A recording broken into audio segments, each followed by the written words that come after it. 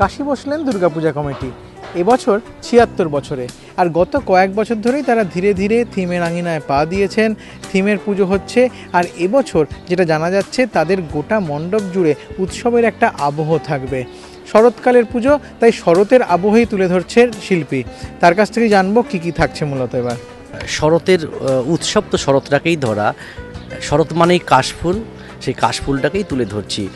এমন কিছু materials use করছি যেটা মানুষ আমরা দৈনন্দিন জীবনে আমরা দেখে থাকি এবং যেটা দেখে আমরা ভয় পাই, সেটাকে যেটা সুন্দর এবং সব তার মধ্যে সৌন্দর্য রয়েছে, সেটাকেই কাশফুলের মধ্যে আমি তুলে ধরবো। যারা দর্শক বা দর্শনার্থী যারা আসে তাদের কাছে দুর্গাপুজোর একটা বিশাল এক্সপেকটেশান থাকে। তো সেই এক্সপেকটেশানকে সামনে রেখেই আমরা এবারে সাবেকির সাথে থিমের একটা আদল রেখে প্যান্ডেল করছি।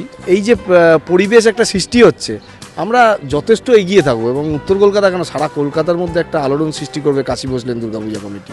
শরতের এই আবহ তৈরি করতে গিয়ে এমন বিশেষ বিশেষ কিছু দৈনন্দিন জীবনের জিনিস ব্যবহার করা হচ্ছে যেগুলো অবশ্যই নজর কাড়বে দর্শনার্থীদের। গোটা মাঠ জুড়ে থাকবে কয়েক হাজার কাশফুলের প্রতিকৃতি, আর তার পাশাপাশি গোটা মণ্ডপ সেটা যেন একটা ঝুলন্ত আবহ নিয়ে আসবে, যেন ফুলের রং সেখানে ছড়িয়ে পড়বে চারদিক দিয়ে।